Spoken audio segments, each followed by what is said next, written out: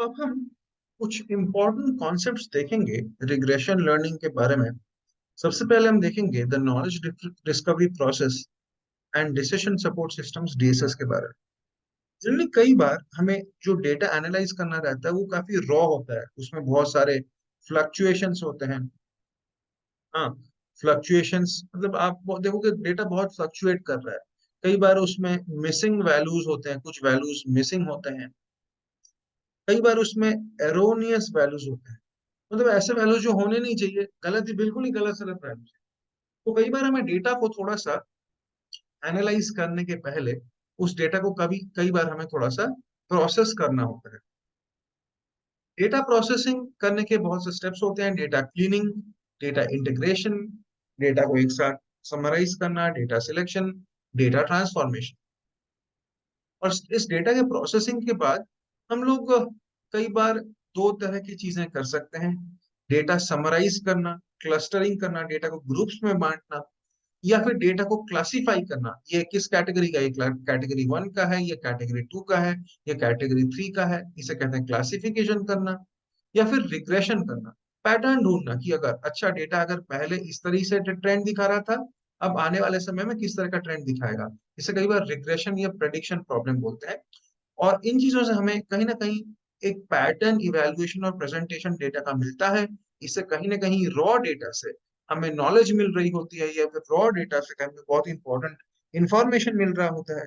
इसको कई बार हम लोग knowledge discovery process and decision support system DSS बोलते हैं। उनमें से ही एक बहुत इंपॉर्टेंट कॉन्सेप्ट है regression learning and steepest descent का। बेसिकली कई बार हम ये देखते हैं कि जो हमारा डेटा रहता है, डेटा में कई बार हम एक इंपॉर्टेंट चीज देखते हैं कि हमारे पास बेसिकली कई बार दो वेरिएबल्स होते हैं, एक एक्स और एक होता है वाई। जो हमारा एक्स होता है इसको हम लोग कई बार बोलते हैं इंडिपेंडेंट वेरिएबल, और हमारा जो वाई होता है इसको हम बोलते हैं dependent variable. X is the independent variable and Y is the dependent variable. तो एक एग्जाम्पल के तौर पे मैं आपको एक छोटा सा सिंपल एग्जाम्पल बताऊं इसमें। सो लेट अस से independent variable and dependent variable का अगर आप एक छोटा सा एग्जांपल लें, तो लेट अस से आप लेते हो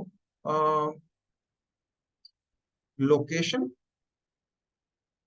एरिया, इसको आप लेते हो एक्स, लोकेशन और एरिया को लेते हो एक्स। हाँ, और आप लेते हो प्राइस को वाई। किस चीज का? लेट अस से लैंड, जमीन, कहीं पे लैंड है, जमीन है। अब आप एक चीज देखिए, लैंड की लोकेशन जैसी होगी, किस जगह पे वो जमीन है, उसकी एरिया कितनी बड़ी है, इस पे निर्भर करेगा कि उस जमीन की प्राइस कितनी है। तो कई बार हम ऐसा लिखते हैं y is equal to F of X. मतलब y जो है, प्राइस जो है, जो डिपेंडेंट वेरिएबल है, वो x के ऊपर निर्भर करती है, या y is a function of x। We say y is a function of x। ये बेसिक कहानी। तो कई बार हमें x एंड y के बीच में, x एंड y के बीच में हमें एक रिलेशन ढूंढना पड़ता है, जिसे हम लोग रिग्रेशन भी बोलते हैं। एक्स और वाई के बीच में रिलेशन ढूंढना कि कैसा। मान के चलिए आपके पास एक्स की बहुत सारी वैल्यूज हैं, x1, x2, x3, x4, ऐसा करते करते x1000 की अगर एरिया ये है, लोकेशन ये है, एरिया ये है, लोकेशन ये है, और इसके कोरस्पॉन्डिंग आपके पास वाई की भी बहुत सारी वैल्यू है। y1 की मान लीजिए एरिया अगर 1000 स्क्वायर फीट है, तो और मान लीजिए लोकेशन अगर इस जगह पे है, तो प्राइस ये है। एरिया अगर 1200 स्क्वायर फीट है, लोकेशन अगर ऐसी है, तो आपकी प्राइस y2 है। x3 मतलब लोकेशन आपकी अगर ये है, एरिया अगर ये है, तो आपकी प्राइस y3 है। और इस तरीके से अलग अलग प्राइसेस और अलग अलग लोकेशंस के लिए आपके पास अलग अलग प्राइसेस का आपके पास एक टेबल, पूरा का पूरा टेबल बना हुआ है। अब आपका काम है एक्स एंड वाई के बीच में एग्जैक्टली क्या रिलेशन, इसको फाइंड करना। रियल डेटा में, रियल टाइम डेटा में ये रिलेशन फाइंड करना बहुत ही डिफिकल्ट हो सकता है, difficult to find the relation या फिर रिग्रेशन। तो जनरली एक्स और वाई के बीच के रिलेशन को फाइंड करने के प्रोसेस को हम लोग रिग्रेशन बोलते हैं। एक सिंपल, अगर आप एग्जांपल देखें, late us say y is equal to, y is equal to a1x plus a2, a1x plus मान लीजिए a2। इसका ये मतलब x और y के बीच में रिलेशन क्या है? y is a1 into x plus a2। a1 और a2 को कहा जाता है कोएफिशिएंट्स, x और y तो वेरिएबल्स हैं ही सही। तो a1 and a2 are called the coefficients of the regression model। तो आपको अगर a1 और a2 की वैल्यूज पता चल गई तो आपको x और y के बीच का रिलेशन पता चल जाएगा। फॉर एग्जाम्पल मान लीजिए, एक एग्जाम्पल के तौर पे मान लीजिए y is equal to 2x plus 3। Just example, अगर आपको x की वैल्यू पता चल गई तो आप y की वैल्यू निकाल लोगे। तो ये बहुत एक सिंपल सा रिलेशन होगा, इतना सिंपल रिलेशन जनरली होता नहीं है। रिग्रेशन एनालिसिस का मतलब ये है, अगर आपके पास x और y की बहुत सारे वैल्यूज हैं, आप अगर x और y के बीच में रिलेशन ढूंढ पाते हो, इसे कहते हैं रिग्रेशन एनालिसिस। तो this is the basic concept over here. So general regression analysis का मतलब क्या? Relation between the independent variable and the dependent variable. इसको अगर पता करने की कोशिश करो उसे रिग्रेशन एनालिसिस बोलते हैं। उसका एक छोटा सा एग्जांपल है, लेट अस से x जो है इंडिपेंडेंट वेरिएबल है, y जो है डिपेंडेंट वेरिएबल है, x के ऊपर y निर्भर करता है, एंड y जो theta 1 plus theta 2 into x, theta 1 और थीटा 2 को कहा जाता है कोफिशिएंट्स। अगर आप थीटा 1 और थीटा 2 को प्रॉपरली ढूंढ पाए, थीटा 1 और थीटा 2 की वेरिएबल्स को, इसे कहते हैं हम लोग we are trying to fit the regression model. हम लोग रिग्रेशन मॉडल को फिट करने की कोशिश कर रहे हैं। ऑल्दो ये इतना आसान नहीं है, रियल डेटा जो है इतना सिंपल कोई रिलेशन फॉलो नहीं करता, फिर भी this is called the regression model. Now regression model के बहुत से तरीके हो सकते हैं। यहाँ पे एक्स का पावर 1 है, तो एक्स का कोई स्क्वायर वेर नहीं है, इसे कहते हैं linear regression. This is called linear regression. अगर ऐसा होता y is equal theta 1 plus theta 2 x plus theta 3 theta 1 x को square plus theta 3 x cube, इसे हम लोग कहते हैं नॉन लीनियर रिग्रेशन, क्योंकि x का पावर 1 नहीं है। So there are various regression models. So one of the most important regression model, जो कि बहुत ही इंपॉर्टेंट एक रिग्रेशन मॉडल है, that is called the support vector regression या एसवीआर, सपोर्ट वेक्टर रिग्रेशन। जो सपोर्ट वेक्टर रिग्रेशन है, ये मॉडिफाइड वर्जन है सपोर्ट वेक्टर मशीन या एसवीएम का। जो एसवीएम है इसी का एक मॉडिफाइड वर्जन है। इसमें लॉस फंक्शन को हम थोड़ा सा मॉडिफाई करके हम एसवीआर को एसवीएम से डिराइव कर सकते हैं। ये लॉस फंक्शन क्या है हम आगे देखते हैं। तो सबसे पहले हमें थोड़ा सा एसवीएम या फिर एसवीआर में एक इंपॉर्टेंट कॉन्सेप्ट समझना पड़ेगा, that is called the hyperplane. Hyperplane आखिर क्या होता है? तो द बेसिक कॉन्सेप्ट इज, कई बार ऐसा होता है कि आपके पास मल्टीपल डेटा पॉइंट्स हैं। ये आप जो डॉट्स देख रहे हैं, ये ब्लू वाले भी डॉट्स हैं आपके पास।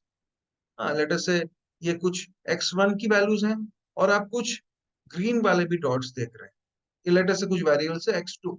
ठीक है। अब अगर आप x1 और x2, ये जो दो वेरिएबल्स जो वैल्यूज हैं, इनके बीच में अगर आप एक सेपरेशन लाइन ड्रॉ कर सकते हैं कि इन दोनों को अलग करने वाला लाइन ये है, कहने का मतलब ये है कि x1 और x2 ये जो डेटा मिक्स्ड अप है, इसके बीच में अगर आप एक बाउंड्री ड्रॉ कर सकते हैं कि इन वैल्यूज के लेफ्ट साइड तरफ x1 की वैल्यूज होंगी और इस लाइन के राइट साइड x2 की वैल्यूज होंगी, अगर आप ऐसा कर सकें, इसे कहते हैं hyperplane. This is called the hyperplane. और हाइपर प्लेन से जो सबसे पास वाले सैंपल्स होते हैं, x1 का ये सैंपल जो हाइपर प्लेन से सबसे पास में है, और x2 का ये सैंपल जो हाइपर प्लेन के सबसे पास है। इन दोनों को कहा जाता है support vectors. These are called the support vectors.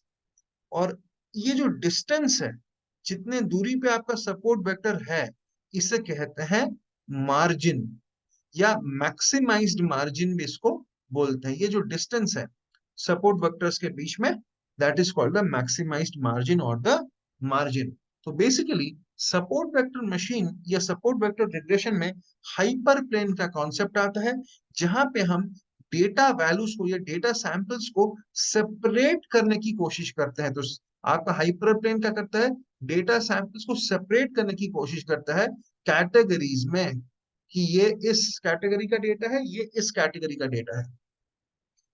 तो यहाँ पे ये जो आप देख रहे हो हाइपर प्लेन, ये सिर्फ दो कैटेगरी के डेटा को सेपरेट कर पा रहा है। मल्टीपल कैटेगरी के डेटा को अगर आप सेपरेट करना स्टार्ट करो, तो हम कहते हैं there is something called hyperplanes order, या फिर order of hyperplane. Order of hyperplane मतलब आप कितने लेवल तक, दो वेरिएबल्स, तीन वेरिएबल्स, चार वेरिएबल्स, कितने वेरिएबल्स को आप सेपरेट कर पा रहे हो, that is called the order of hyperplane. For example ये एक्स एक्सिस है, ये वाई एक्सिस है, आपके पास ये दो कैटेगरी के वैल्यूज हैं, तो आपका हाइपर प्लेन क्या कर पा रहा है, दो कैटेगरी वैल्यूज को सेपरेट कर पा रहा है। अगर आपके पास मल्टीपल फीचर्स हैं, मल्टीपल डेटा कैटेगरीज हैं, तो आपको order of the hyperplane two से ऊपर थ्री, फोर, फाइव, सिक्स बढ़ाना पड़ सकता है, और सिस्टम की कॉम्प्लेक्सिटी क्या होती जाती है, वैसे वैसे और बढ़ती रहती है। So this is an important concept. उसके बाद हम देखेंगे linear separable and non linear separable data क्या होता है। जैसे कि मैंने बोला कई बार, जो आपके डेटा पॉइंट्स है, आप ये आपका हाइपर प्लेन है, स्ट्रेट लाइन आपने खींच दिया, ये आपका हाइपर प्लेन है। लेकिन जरूरी नहीं है कि हमेशा के स्ट्रेट लाइन एक्स एक्सिस और वाई एक्सिस के बीच में एक स्ट्रेट लाइन ही हमेशा हाइपर प्लेन हो। कई बार ऐसा हाइपर प्लेन हो सकता है एग्जिस्ट ही ना करे। जैसे ये बी वाला एग्जांपल देखिए, यहाँ पे एक्स एक्सिस और वाई एक्सिस के बीच में आप किसी भी तरीके से कोई स्ट्रेट लाइन नहीं खींच पाओगे कि जिसके बाएं तरफ से x1 टाइप का डेटा हो और दाएं तरफ x2 टाइप का डेटा हो, आप कर ही नहीं पाओगे ये चीज। तो आपको यहाँ क्या करना पड़ेगा, एक ऐसा non linear hyperplane draw करना पड़ेगा। तो हाइपर प्लेन हमेशा स्ट्रेट हो, इट इज नॉट नेसेसरी। जिस डेटा में आप हाइपर प्लेन को स्ट्रेट ऐसा बना सकते हो, उसे कहते हैं linearly separable data, straight line linear separable data. और जहां पे आपको एक ऐसा हाइपर प्लेन डिजाइन करना पड़े जो कि कर्व्ड हो, ऐसा कुछ स्ट्रेट लाइन ना हो, उसे कहते हैं नॉन लीनियर सेपरेबल डेटा। तो जो डेटा लीनियरली सेपरेबल हो जाता है उसे लीनियर सेपरेबल बोलते हैं, जो नॉन लीनियर सेपरेबल होता है उसे नॉन लीनियर सेपरेबल बोलते हैं। जनरली रियल लाइफ एग्जांपल्स में लीनियर सेपरेबल डेटा हमें नहीं मिलता, नॉन लीनियर सेपरेबल डेटा ही मिल रहा होता है। नेक्स्ट नेक्स्ट हम आते हैं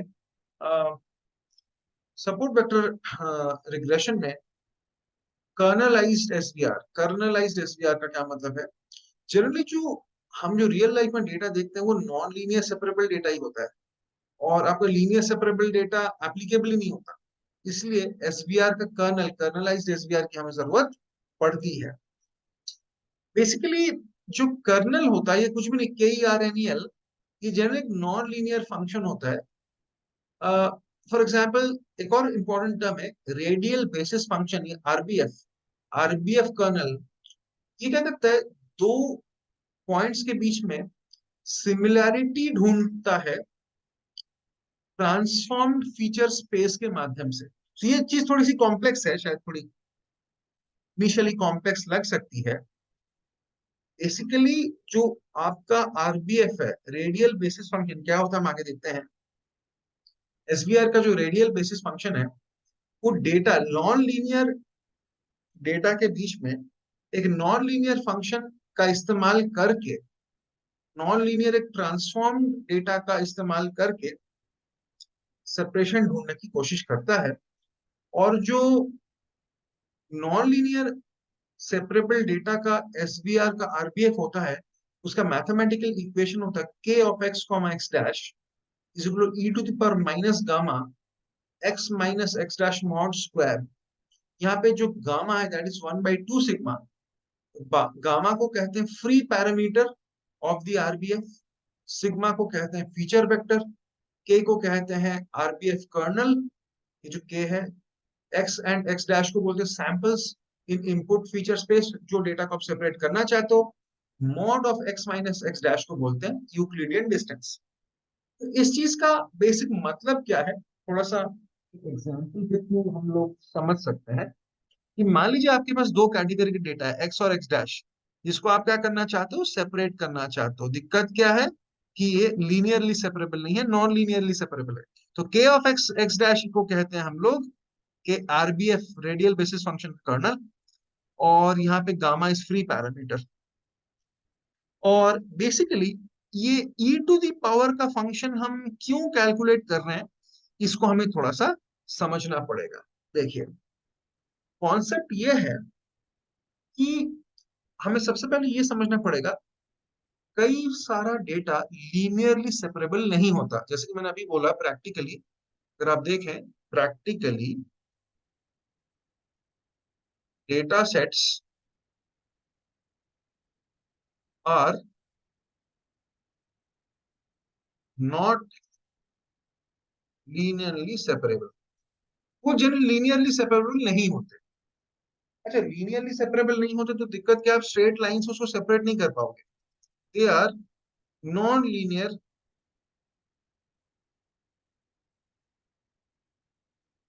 सेपरेबल, वो लीनियर सेपरेबल नहीं है, नॉन लीनियर सेपरेबल है।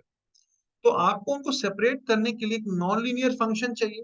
सो we need a non linear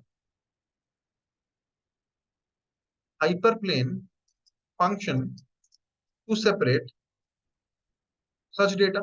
उस तरह के डेटा को सेपरेट करने के लिए आपको नॉन लीनियर फंक्शन चाहिए।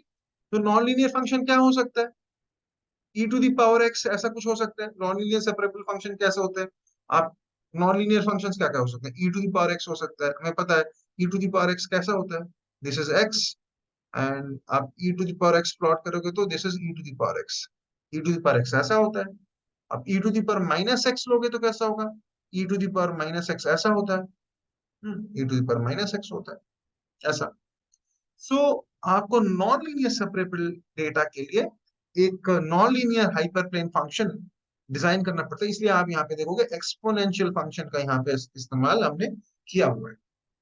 एक और इम्पोर्टेंट कॉन्सेप्ट जो यहाँ पे हम डिस्कस कर सकते हैं थोड़ा सा, वो ये है कि कई बार एक नॉन लीनियर फंक्शन यूज करने से डेटा इजीली सेपरेबल हो जाता है। कैसे होता है, इसका एक छोटा सा एग्जांपल देखिए। इस चीज को मैं यहाँ पे लिख देता हूँ। Sometimes using a non-linear separable function transforms the data to simple separation। इसका क्या मतलब है, इसको समझने के लिए एक छोटा सा हमें एग्जाम्पल लेना पड़ेगा। मान के चलिए आपके पास कुछ वैल्यूज हैं, 10, 100, 1000, 10,000, 1 लाख, 1 लाख। आपके पास ये पांच वैल्यूज, 1, 10, 1000, 10,000, 1 लाख, ये आपके पास पांच वैल्यूज हैं। अगर आप गौर करके देखें, ये जो पांच वैल्यूज हैं, ये है, पहला वाला है 10 टू द पावर, पहला वाला है 10 to the power 1। 10 to the power 1 क्या होता है, इट इज 10। दूसरा है 10 to the power 2, 10 to the power 2 क्या है, 100। तीसरा क्या है 10 to the power 3, that is equal to 1000। चौथा क्या है 10 to the power 4, that is 10,000। पांचवा क्या है 10 to the power 5, that is 1 lakh. अब आप एक काम कीजिए, ये जो भी वैल्यूज हैं, हाँ, इसको मैं बोल देता हूँ x1, हाँ, इसको मैं बोल देता हूँ x1, इसको मैं बोल देता हूँ x2, इसको मैं बोल देता हूँ x3, इसको मैं बोल देता हूँ x4 और इसको मैं बोल देता हूँ x5। ठीक है, x1 x2 x3 x4 और x5। अगर आप इसको x1 x2 x3 x4 x5 को अगर आप प्लॉट करने जाओगे ना, फॉर एग्जाम्पल आप अगर इसको प्लॉट करोगे तो आपको पता है कैसे वैल्यूज मिलेंगे। एक मिलेगा आपको 10, 10। अगला मिलेगा आपको 100। अगला आपको मिलेगा 1000। अगला आपको मिलेगा 10,000। अगला आपको मिलेगा 1 लाख। अगर आपको इस तरह के आप देखो 10 टू द पावर एक्स के फॉर्म में ये चल रहा है। एक्स की वैल्यू आप क्या रखो, एक बार 1 रखो तो आपको 10 मिलेगा, एक बार आप 2 रखो तो आपको 100 मिलेगा, 3 रखो 1000 मिलेगा, 4 रखो 10,000 मिलेगा, 5 रखो 1 लाख। ठीक है, तो इस ग्राफ को अगर प्लॉट करते हो तो आपको एक ऐसा नॉन लीनियर एक्सपोनेंशियल ग्राफ मिलेगा, इस तरह का। स्ट्रेट लाइन नहीं मिलेगा आपको, एक नॉन लीनियर एक्सपोनेंशियल ग्राफ आपको मिलेगा। तो अगर आपको नॉन लीनियर एक्सपोनेंशियल ग्राफ मिल रहा है, आपके पास जो डेटा पॉइंट्स हैं, अगर आपको इस तरीके का एक आपको नॉन लीनियर ग्राफ मिल रहा है, मान के चलो आप इसको लीनियर में कन्वर्ट करना चाहते हो। आप क्या करना चाहते हो, इस x1 x2 x3 x4 x5 को आप लीनियर में कन्वर्ट करना चाहते हो। आपके पास क्या है, x1 x2 x3 x4 x5। ये क्लियरली आपके पास नॉन लीनियर है। This is clearly non linear. आप इसको किस में कन्वर्ट करना चाहते हो, इस कन्वर्ट करना, या फिर आपको ट्रांसफॉर्म करना चाहते हो इसको लीनियर में। तो आप क्या कर सकते हो, एक एग्जांपल देखो। आप क्या कर सकते हो, आप ना पूरे चीज का लॉग ले लो। आप क्या कर लो, लॉग ले लो पूरे चीज का, x1 x2 x3, हाँ, x4 x5। Log to the best 10 की बात कर रहा हूं मैं, लॉग टू द बेस्ट 10। तो 10 का लॉग क्या होता है 1, 100 का क्या होता है लॉग 2, 1000 का क्या होता है 3, 10,000 का क्या होता है 4, 1 लाख का क्या होता है 5। आपने जैसे ही लॉग ऑफ एक्स ले लिया, लॉग ऑफ एक्स आपका 1 2 3 4 5 हो गया। आप 1 2 3 4 5 को प्लॉट करोगे ना, 1 2 3 4 एंड 5। अब इसको अगर आप प्लॉट करते हो, ये आपका एक स्ट्रेट लाइन बन जाता है। ये बन गया आपका लीनियर। तो कई बार exponential radial basis function use करने से या फिर उसका लॉग ले लेने से आपका नॉन लीनियर डेटा किस में कन्वर्ट कन्वर्ट हो जाता है, लीनियर सेपरेबल डेटा में कन्वर्ट हो जाता है। और आपके लिए डेटा को सेपरेट करना या डेटा में पैटर्न्स ढूंढना आसान हो जाता है। तो इस चीज को मैं समराइज कर देता हूं। बाई कंसिडरिंग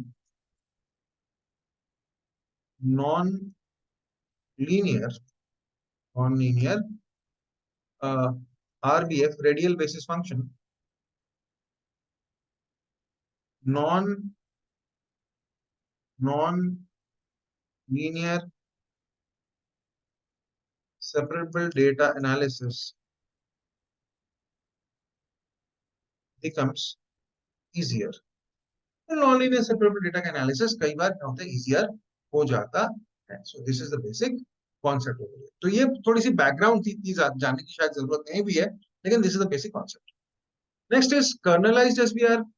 तो आप अगर यहाँ पे जैसे इस इक्वेशन को देखोगे, यहाँ पे अगर आप जो गामा है that's called the free parameter, sigma को कहते हैं फीचर वेक्टर। तो आप एक चीज आप देख सकते हो इस इक्वेशन में, फॉर एग्जाम्पल अगर आप सिग्मा की वैल्यू को चेंज करते जाओ, ये जो सिग्मा है इसकी वैल्यू को अगर यहाँ पे चेंज करते जाओ, गामा की वैल्यू भी चेंज होगी।